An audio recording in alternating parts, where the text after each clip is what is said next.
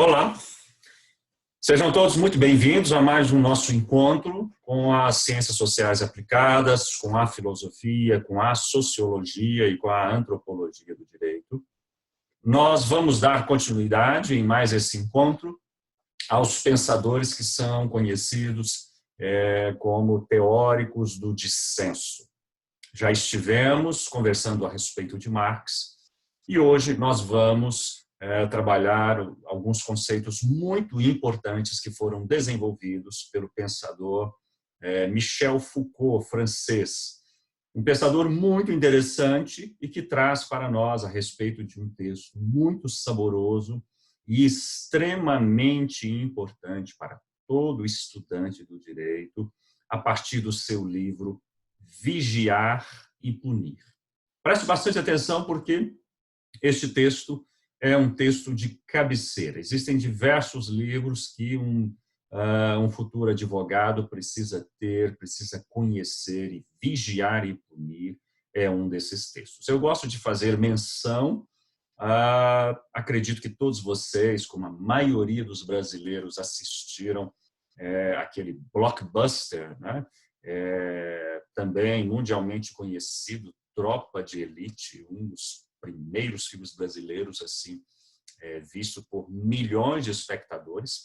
E você deverá lembrar um personagem, né, que era um policial militar, estudante de direito no filme. Se você prestar atenção, há uma cena em que ele está junto de seus amigos dentro da faculdade, da universidade, numa aula do curso de direito, e justamente qual é a aula, né? É a aula de hoje, né? Que lá no filme, se eu não me engano, o personagem Matias estava assistindo. A aula sobre Foucault e o seu saborosíssimo texto Vigiar e Punir.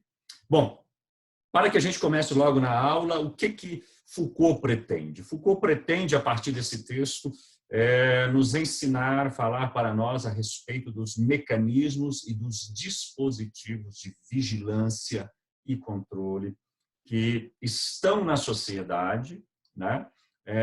Ao longo de todas as épocas, as sociedades alternaram dispositivos, seja de disciplina ou dispositivos de controle.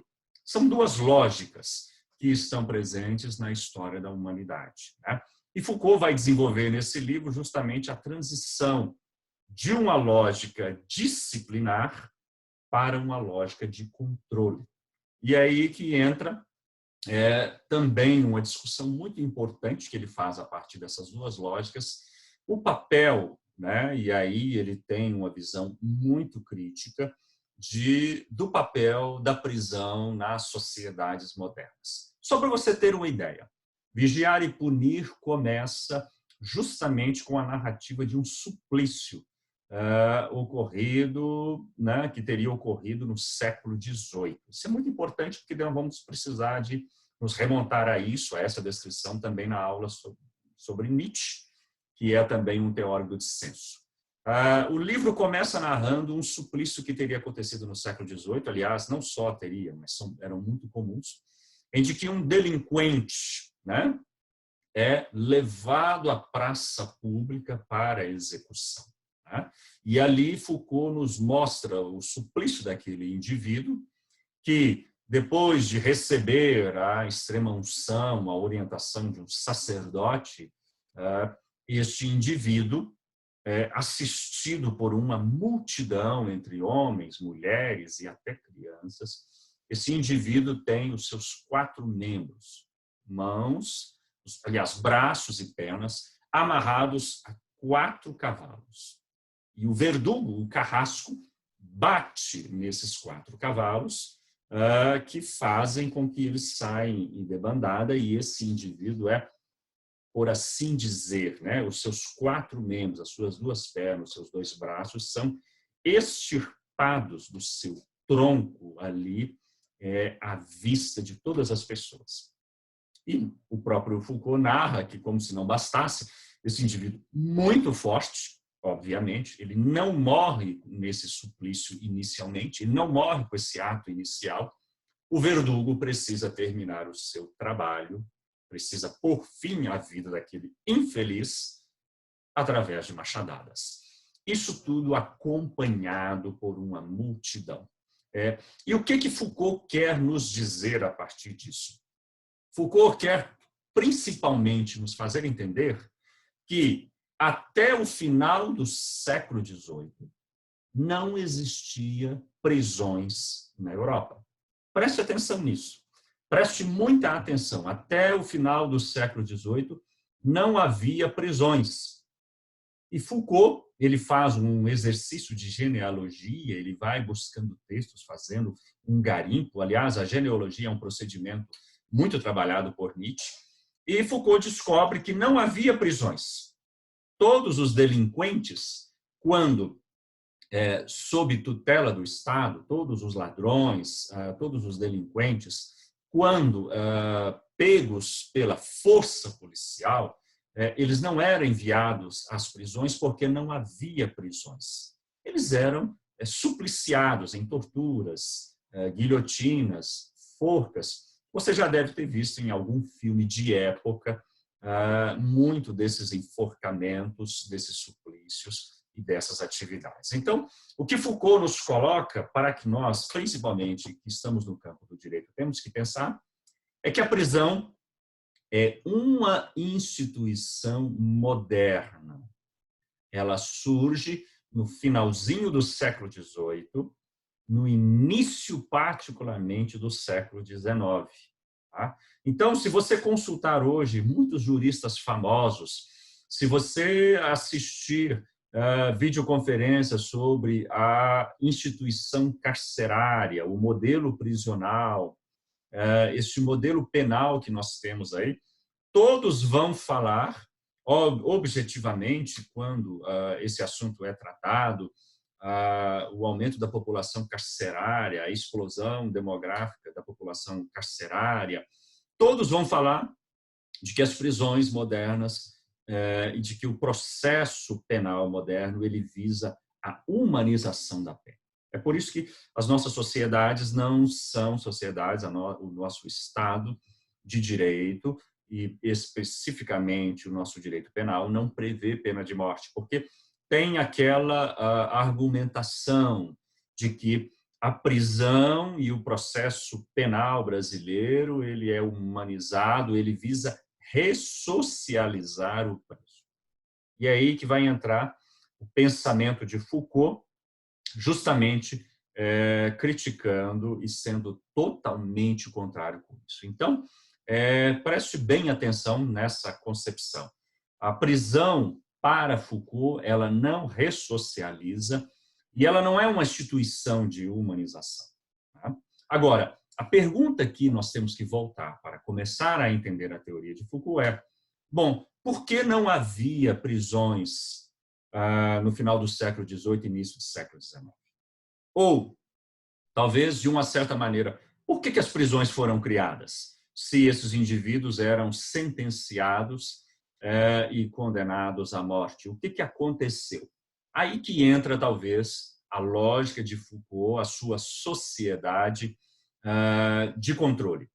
É importante a gente ter uma ideia que Foucault vai fazer a sua análise principalmente a partir de um outro filósofo que também no final do século XVIII, né, Foucault, não se esqueça, Foucault é um filósofo do século XX, né, Foucault vai fazer a sua análise de um filósofo inglês, né, utilitarista chamado Jeremy Bentham. Muito provavelmente vocês devem ler alguma obra desse autor, porque ele faz considerações muito importantes a respeito do direito. E aí que entra essa lógica disciplinar e de controle, quando nós começamos a entender a proposta de Jeremy Bentham. Jeremy Bentham, né, eu vou compartilhar aí para vocês, ele é um autor, um estudioso, né, ele se declarava um estudioso do sistema prisional, né, e ele faz uma proposta, vocês estão vendo aí, uma proposta arquitetônica.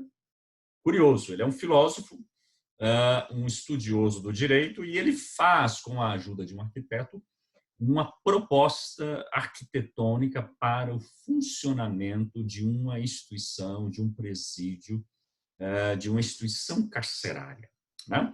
Aqui eu quero que vocês prestem bastante atenção, porque até a metade desta figura nós temos a planta baixa e dessa metade para cima a planta normal. Que era essa proposta? Era chamado de panóptico. Prestem bastante atenção nesse nome. O panóptico, como é o nome que ele vai dar dessa proposta arquitetônica, era uma proposta arquitetônica que visava controlar e vigiar os presos dentro de uma cadeia. E isso feito com o menor custo possível, né? Lembre-se que, para o Estado controlar os indivíduos, né, pense aí na polícia, em todas as suas instâncias, em todos os seus mecanismos, vigiar as pessoas é caro, né? Dotar qualquer propriedade de instalações eletrônicas é caro. Manter indivíduos dentro das prisões é caro. Então, Jeremy Bentham ele estuda, né, essa proposta e faz essa proposta. Qual seria, né, em que consistiria essa proposta? Essa proposta teria, né, seria um edifício circular, eu vou mostrar fotos para vocês daqui a pouquinho, em que todos os presos, aqui nessa proposta vocês estão vendo, particularmente, 1, 2, 3, 4, 5, 6 andares. Tá?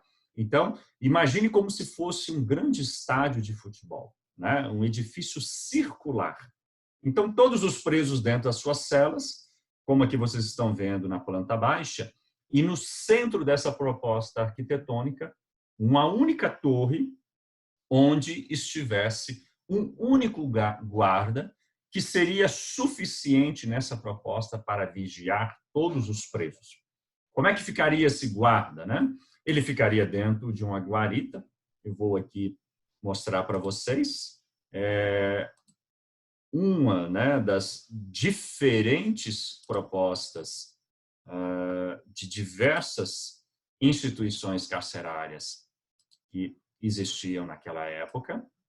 Então, vocês estão aqui percebendo, esta prisão fica na ilha de Cuba, vocês estão vendo, obviamente, são as ruínas.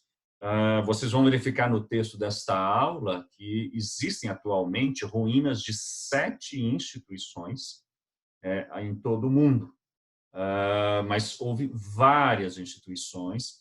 Então, vocês estão vendo aqui todas as celas, né? E em uma única torre ficava um único guarda. Verifique que a proposta de Bentham é que um único guarda pudesse observar todos os presos praticamente ao mesmo tempo, né? Esta guaritazinha, obviamente, era de vidro, mas ela tinha persianas no seu interior. Então, essas persianas faziam com que o guarda poderia, muito próximo da persiana, olhar e vigiar todos os prisioneiros.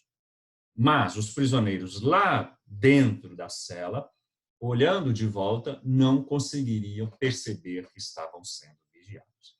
Então, este era um modelo chamado de panóptico, desenvolvido, cuja lógica foi adaptada, né? Não apenas para prisões. Essa lógica de vigilância e de controle foi adaptada para outras edificações e outras instituições. Então, isso foi aplicado nos presídios, originalmente, mas foi adaptado para escolas, vamos falar um pouquinho, foi adaptado para clínicas de saúde e também para hospitais. Eu vou mostrar para vocês aqui um hospital que existe, né? E que vocês vão verificar que ele ainda está de pé e que foi erguido dentro da mesma lógica do panóptico de Bentham, né?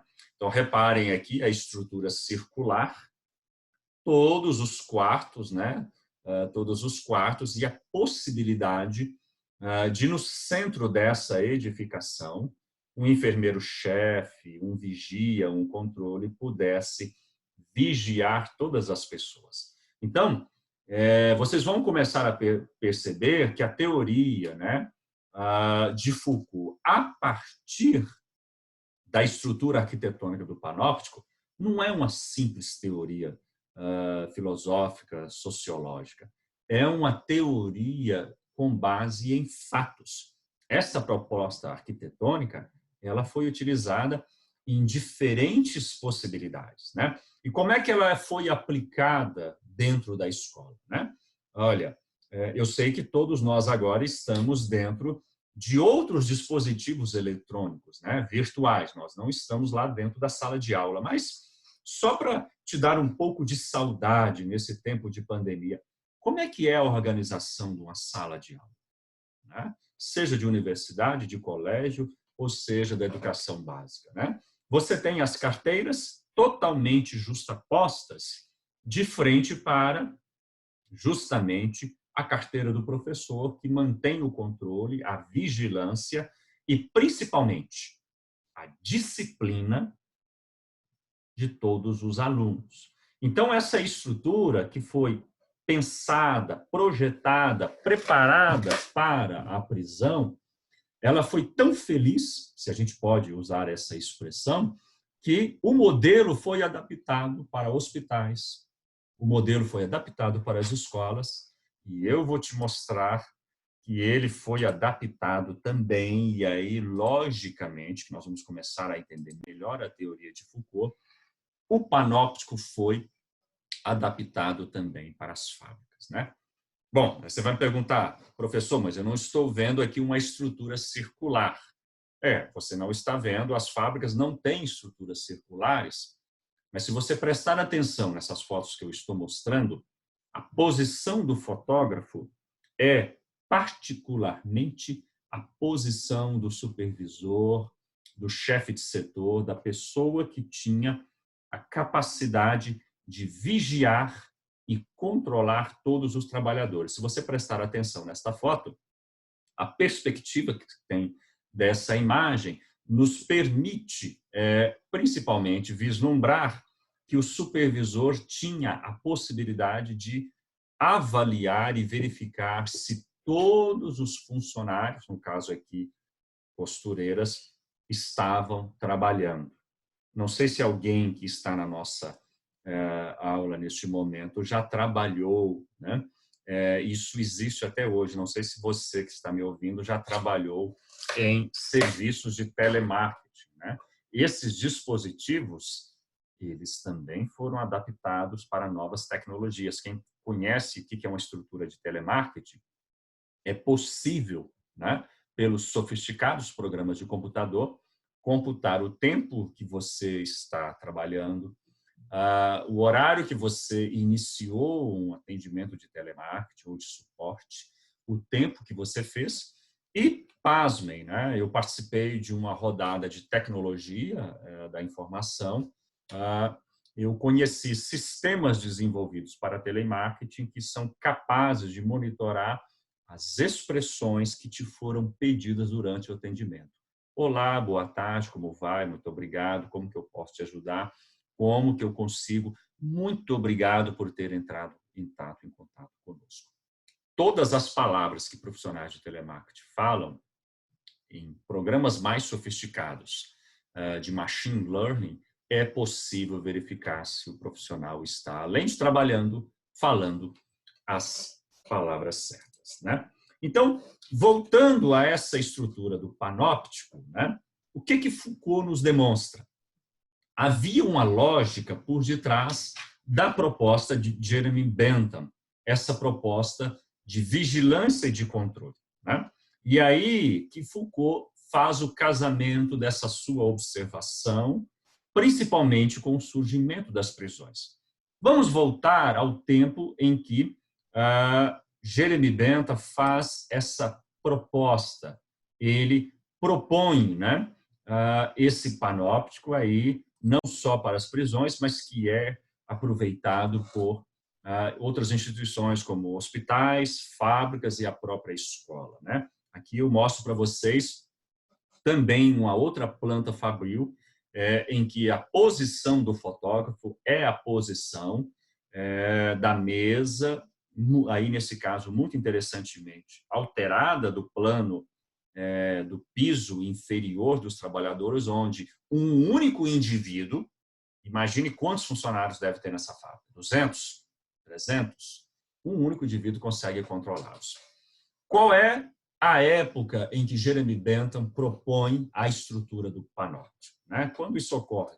Isso ocorre no século XVIII, na metade do século XVIII, e quando Jeremy Bentham propõe essa estrutura arquitetônica do panóptico, o que está acontecendo na Europa, né? Qual é o contexto desta proposição? Ora, está acontecendo a Revolução Industrial, né? Não só a Revolução Industrial, que está trazendo para muitas cidades na Europa novas fábricas, mas também o aumento da riqueza gerada pela Revolução Industrial, que foi, de certa maneira, aí, uma mola propulsora, com um pouquinho antes com o mercantilismo das navegações, mas principalmente a Revolução Industrial, que vai ser a mola propulsora do capitalismo. Então, no contexto de Jeremy Bentham, você tem um aumento expressivo da riqueza, principalmente pelos proprietários destas instalações fabris, e essas fábricas que estão a pleno vapor produzindo, né? Imagine que aí você tem a Revolução Industrial com uma série de invenções, como o ferro de passar roupa, diferentes produtos para a vida doméstica, e não só, mas também a invenção do motor a combustão, do motor a vapor para a indústria naval, a indústria ferroviária e depois o carro, né, o automóvel. Então, você tem aí uma enorme necessidade de formação de mão de obra. Tente imaginar que no século XVIII, quando explode a Revolução Industrial, tente imaginar que no momento que ela está surgindo, você não tinha trabalhadores. Por quê? Esses trabalhadores eles estavam ainda na transição, eles estavam no ambiente do feudalismo, então eram trabalhadores rurais.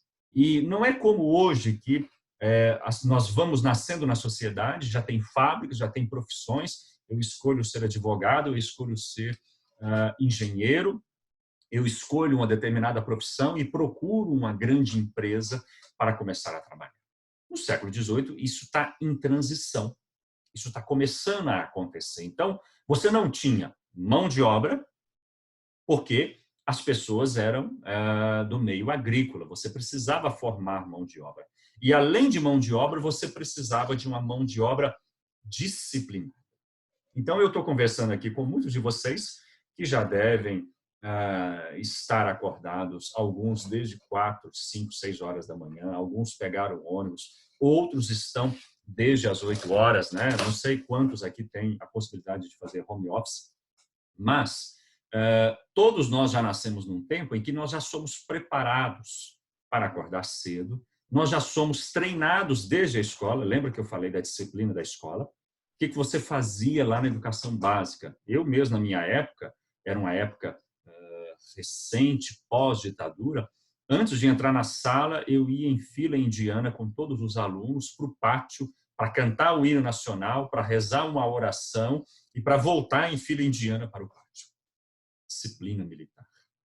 Então, você também deve ter, enquanto nós estamos trabalhando essa aula, lembrar dessa disciplina dentro da sala de aula que foi nos aperfeiçoando para sermos obedientes, disciplinados e preparados para obedecer ordens e cumprir uma jornada de trabalho.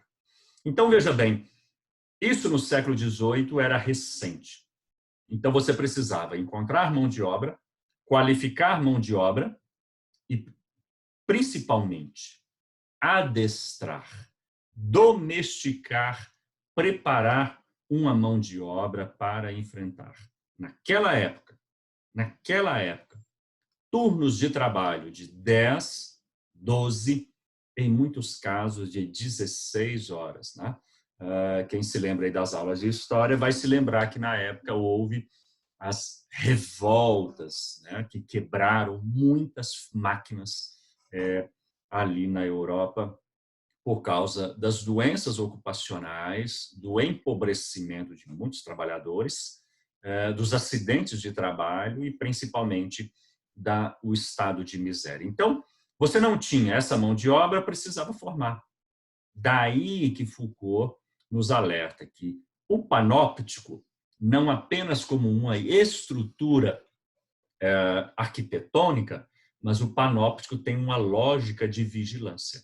É por isso que de estrutura de vigilância, de estrutura arquitetônica para as prisões, a possibilidade, principalmente a lógica de vigilância e de controle e de disciplina do panóptico é absorvida pela escola, porque você precisa adestrar essa mão de obra.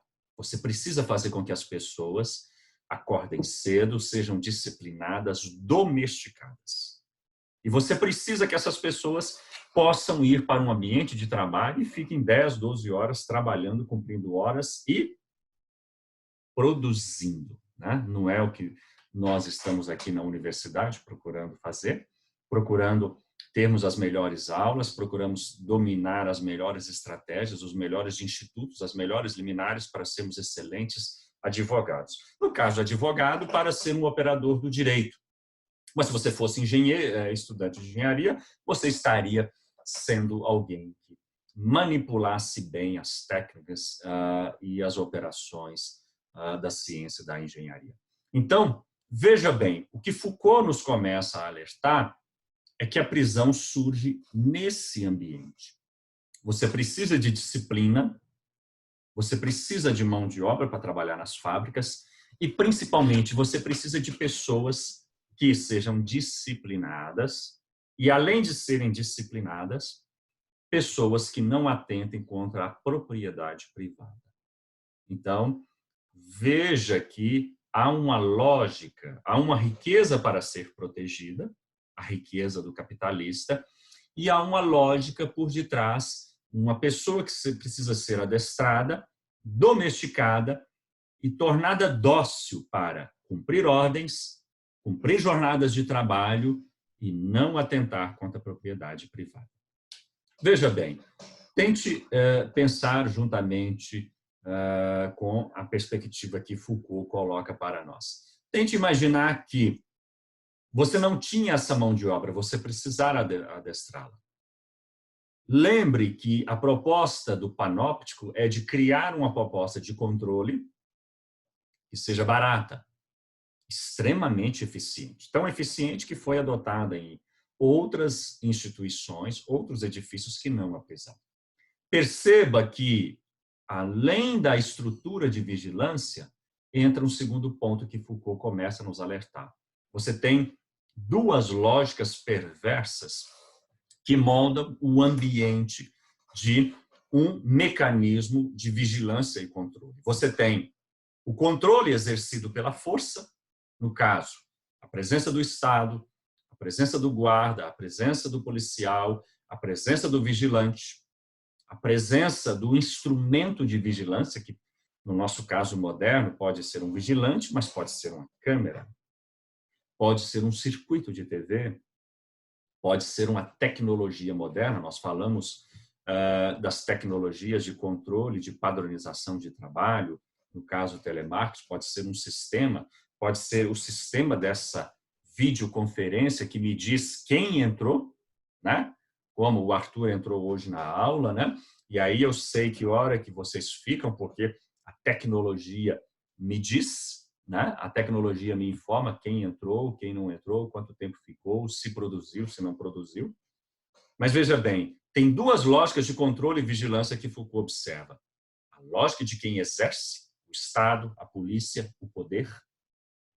Mas tem uma outra lógica que é subjetiva. A lógica de quem é vigilado, de quem se permite ser vigiado, disciplinado, domesticado. Perceba, vamos voltar novamente ao panóptico, né, para que você entenda do que Foucault está tratando conosco, né?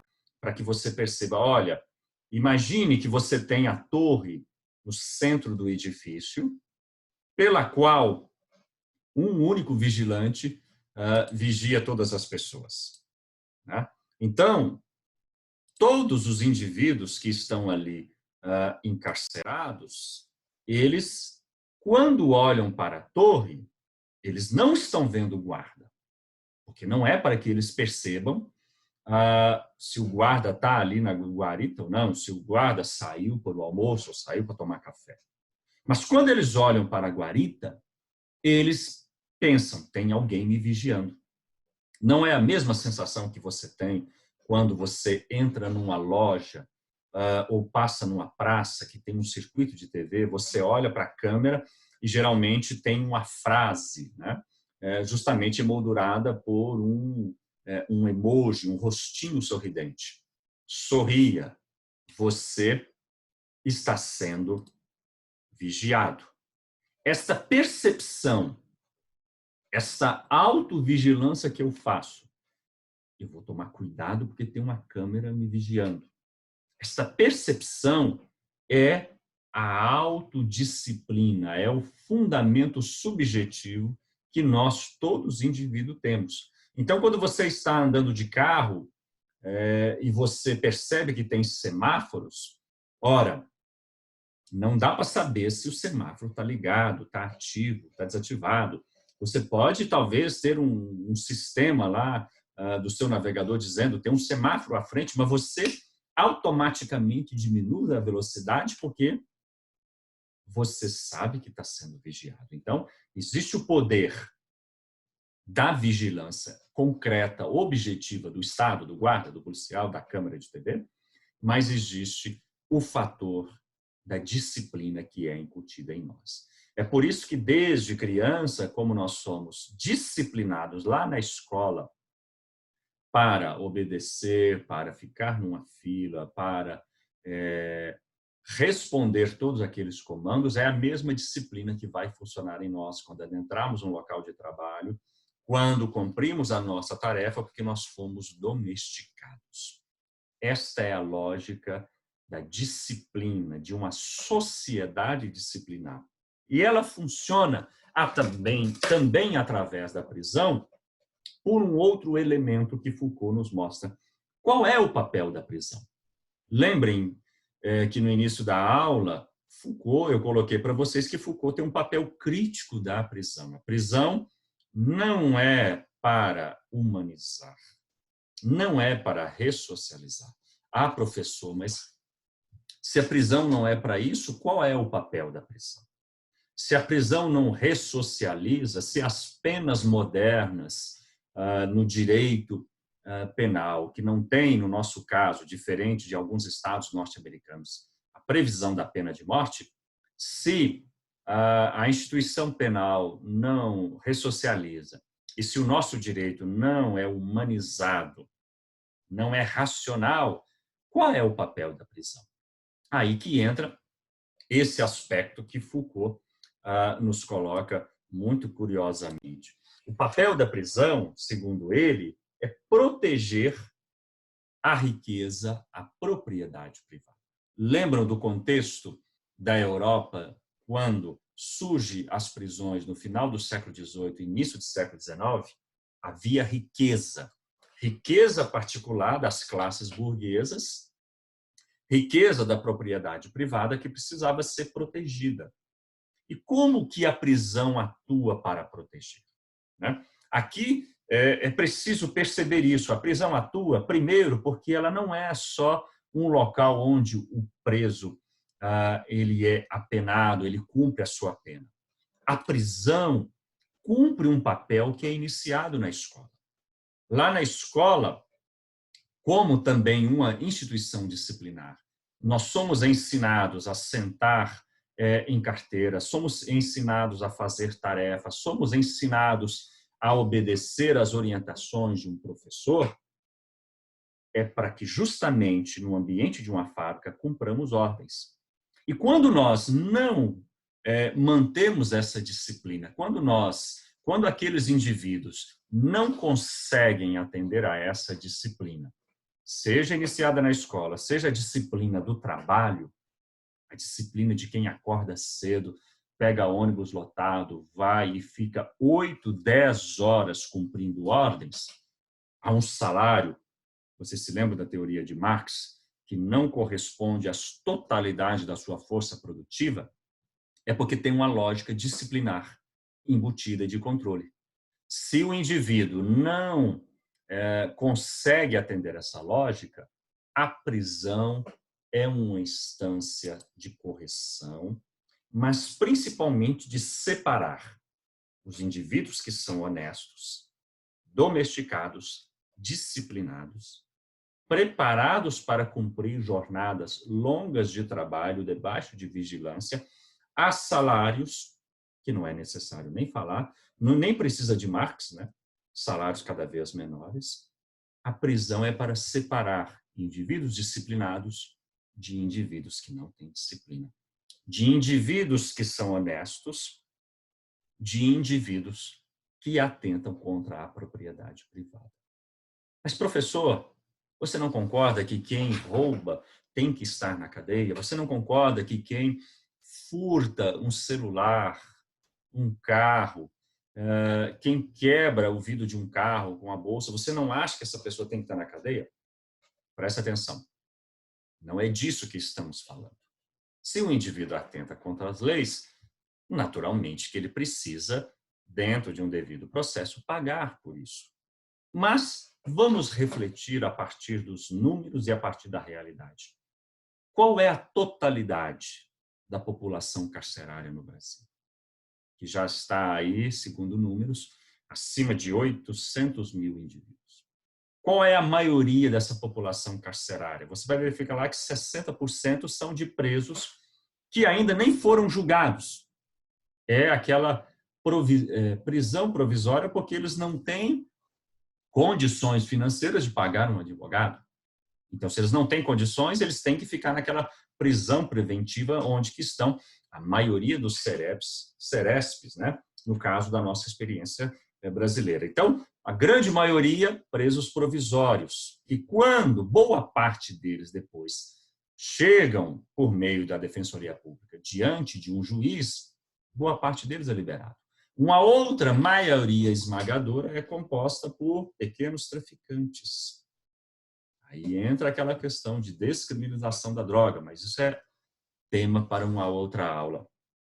E se nós temos a maioria composta de presos provisórios, pequenos traficantes, então você já reparou que indivíduos grandes criminosos do colarinho branco, não estão atrás das grades. Você vai encontrar, muito recentemente, por causa do fenômeno da Lava Jato, você vai encontrar um preso, algum doleiro como Alberto Youssef, o ex-presidente da Câmara, que ficou preso e agora boa parte deles receberam a liberação por causa do risco de contaminação. O professor João Lopes vai nos falar a respeito disso, né, no momento dessa pandemia. Não estou questionando. Nós tivemos o empresário Ike Batista durante algum tempo, tivemos a esposa do ex-governador Sérgio Cabral durante algum tempo. Se você prestar atenção, você vai ter um número reduzido de presos do colarinho branco. Boa parte deles já foram beneficiados por alguma progressão, diminuição da pena. O que confere validade às teorias de Foucault, que foram criadas a partir da experiência francesa. Eu estou trazendo para você a brasileira, que é notadamente com enormes diferenças quando vocês tiverem a possibilidade de estudar o direito comparado. Mas veja bem, a prisão não é um espaço para as pessoas que cometem crimes do colarinho branco. Pense comigo, a prisão não é um espaço destinado para pessoas que geralmente são corruptos e que atentam contra o dinheiro público. Quantos políticos você conhece que estão atrás das grades? E aí você vai investigar, vai avaliar, sim, temos alguns presos, minoria. Quantos funcionários públicos estão atrás das grades por causa de corrupção e apropriação indébita? É por isso que Foucault tem, dentro do seu livro, né, uma frase muito interessante a esse respeito, né, e que nos dá uma percepção. Ele nos diz, né, diferentemente do que se faz acreditar, né, disse, a lei é para todos. Ela é feita para alguns, de acordo com Foucault, e se aplica a outros. Em princípio, em tese, ela obriga a todos os cidadãos, mas ela se dirige mais especificamente às classes mais numerosas e menos esclarecidas.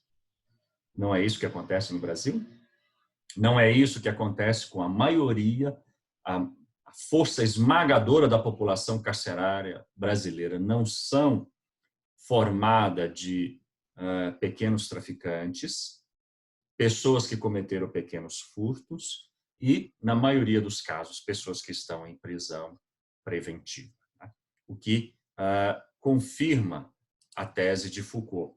Ou seja, voltando à pergunta inicial, a prisão é uma instituição moderna, ela não está dentro de uma concepção, como alguns juristas ensinam, de que a prisão e de que o processo é uma humanização do direito. Pelo contrário, a prisão é uma instituição de disciplina, de controle e, principalmente, de separação da parte honesta, trabalhadora da sociedade, daquela parte que atenta contra a propriedade privada.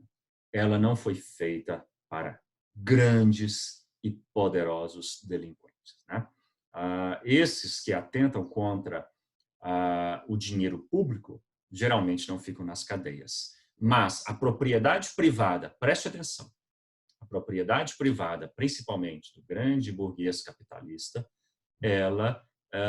essa propriedade tem que ser protegida. Por isso foram criadas as prisões. Então, veja bem, para a guisa de nós começarmos a nossa conclusão.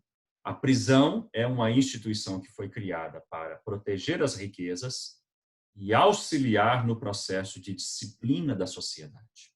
Este processo, ele faz parte de uma lógica disciplinar, que tem lugar tanto nos instrumentos concretos de controle, a prisão, o Estado, a polícia, o direito penal, mas também faz parte de uma lógica subjetiva. É aquela lógica que nós sabemos que somos vigiados e, por saber que somos vigiados, nós automaticamente nos colocamos numa posição de obediência, de domesticação e nos vigiamos uns aos outros. Lembra da figura do X9? Né? Eu estou brincando aqui, né? O delator, o dedo duro, né? Eu estou usando aqui uma maneira engraçada de dizer, mas é aquela coisa de vigilância. Se eu estou sendo vigiado e se eu pago um preço terrível por ser vigiado, outros têm que ser vigiados. Então eu vou dedurar, eu vou delatar quem não está fazendo o trabalho, né? Tem até, nós já comentamos, tem um belíssimo instituto aí, né? Delação premiada, né? Além de fazer uma deduragem, eu ainda consigo amenizar a minha pena, que é mais um instrumento dentro dessa lógica. Agora, veja bem, vamos colocar o debate em linhas ainda mais modernas.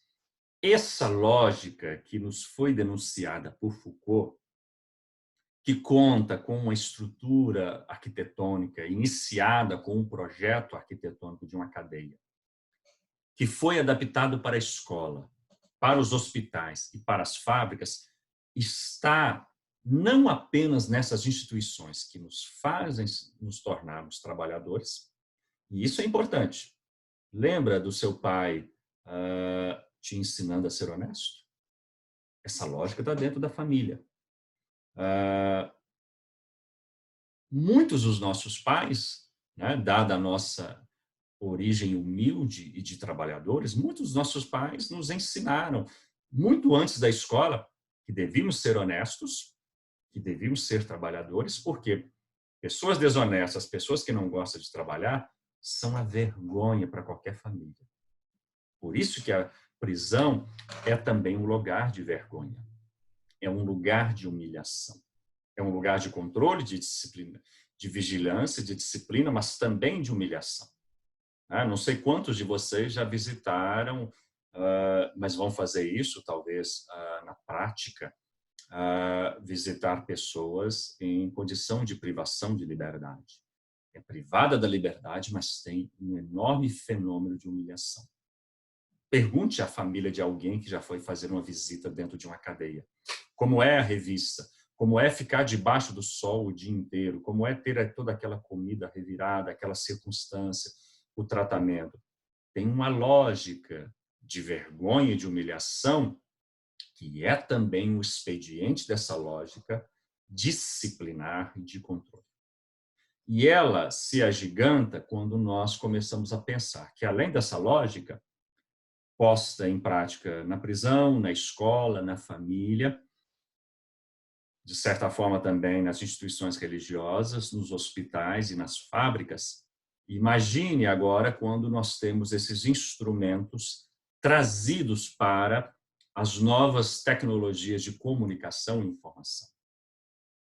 Perceba o quanto das nossas sociedades são totalmente vigiadas por sistemas de vigilância, que são chamados CCTV. Se você estiver, por exemplo, num país de primeiro mundo, como na Inglaterra, você vai perceber que não existe uma única rua na Inglaterra que não tenha um sistema de vigilância. Eu andei ao longo de um rio às 23 horas da noite, e cruzava com outras pessoas fazendo caminhada, com mulheres, e eu perguntei para os moradores como que as pessoas, principalmente do sexo feminino, se sentem seguras às 11 horas da noite, andando na beira de um rio, Como que há essa tranquilidade? A resposta foi: sistemas de vigilância. Aqui os criminosos sabem que estão sendo vigiados a todo instante. Então, e você transpõe esses mecanismos, O próprio Reino Unido acabou, eu vi há pouco, numa divulgação, já está usando aquela tecnologia de machine learning de detecção de rostos. Tem uma discussão lá no Reino Unido se isso é possível, mas é possível, um policial com uma câmera olhando, dirigindo essa câmera para multidões, identificar o programa, identifica num banco de dados com milhões de outros rostos as feições de pessoas que já estão previamente fichadas, que têm comportamento criminoso, inclusive comportamento terrorista. Tente imaginar essa capacidade, esse poder de vigilância que foi multiplicado. Tente imaginar o movimento que você faz, esses circuitos que nós estamos usando aqui de vigilância, de uso da videoconferência, é o mesmo circuito de que quando você liga o celular, ele pode estar te filmando. Ele pode estar filmando você. Esta nossa videoconferência, ela é online, é aberta, mas um provedor lá nos Estados Unidos, da empresa que nos permite fazer essa videoconferência, isso tudo está sendo gravado, isso tudo está sendo monitorado, o seu rosto está sendo monitorado, não adianta você clicar aí para fechar, mas o seu rosto é monitorado por esta câmera que está diante de você. O meu rosto está sendo monitorado. E aí entra uma discussão hoje que é feita, Além desses dispositivos, você tem as compras, quando você navega na internet, se você entra num site, logo você recebe orientações de consumo. E muito mais recentemente, não sei se vocês têm conhecimento, mas o filósofo Yuval Harari nos dá conta da sofisticação de algumas tecnologias que já permitem para muitos e importantes empresas de telecomunicação e tecnologia perceber. Hoje, quando você entra num site, é possível saber se você quer comprar um filme, se você quer comprar um livro. Por exemplo, uma mulher que está nas semanas iniciais de gestação, E talvez ela ainda não fez o teste de gravidez, ela não sabe que está grávida. Mas, pela sua própria alteração hormonal, ela pode entrar em sites e clicar e olhar fotos de bebê e, sem se dar conta, ela começa a visitar, né? Isso é uma coisa natural, a neurociência explica isso, ela começa a visitar sites e aí começa a receber dentro da sua navegação opções de compra para fraldas, mamadeiras, e logo dali, depois de 15, 20 dias, ela se dá conta por meio de um exame de que estava grávida e aí percebe, olha, mas antes de eu saber, a tecnologia sabia que eu estava grávida. Da mesma maneira, quando você clica no site de carros e aí aquilo começa a te dizer. Então, talvez você nem se dá conta. E essa tecnologia já consegue mapear o movimento dos olhos. Então, veja bem, olha que coisa curiosa.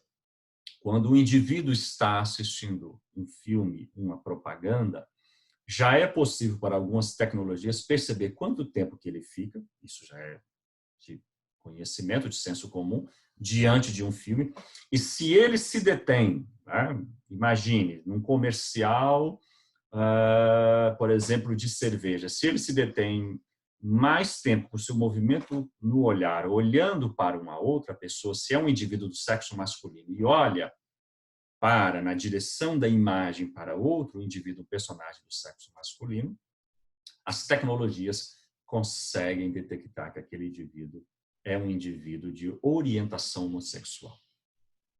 Agora, imagine, é o que o filósofo Yuval Harari pondera, imagine o risco dessas tecnologias nas mãos de estados autoritários.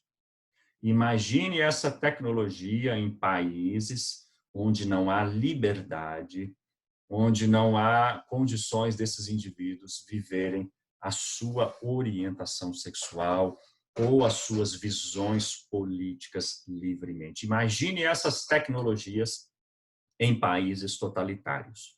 Imagine o risco para a população. Tá? Então, são esses sistemas, esses controles de vigilância que são aperfeiçoados. Nós estamos tendo um uso exacerbado na nossa época para detectar, por exemplo, por geolocalização, quantos por cento da população estão em casa nesse momento aderindo.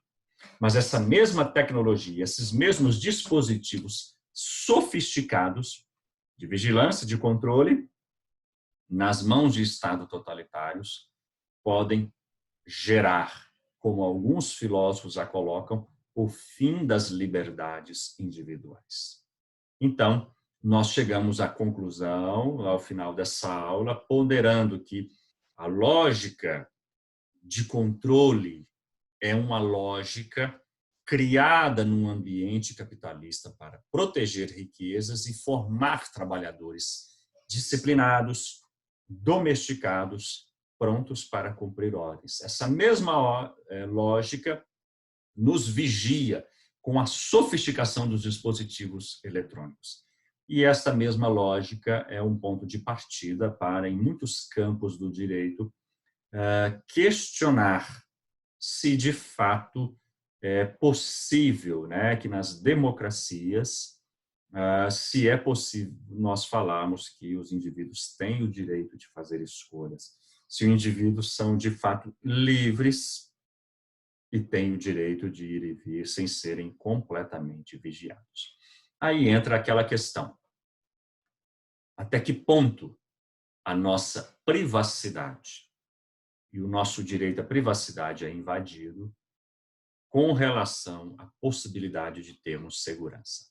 Fica essa pergunta para, a partir de agora, depois de Foucault e a sua teoria sobre, no seu livro Vigiar e Punir, sobre as sociedades de controle e vigilância, para que nós possamos pensar.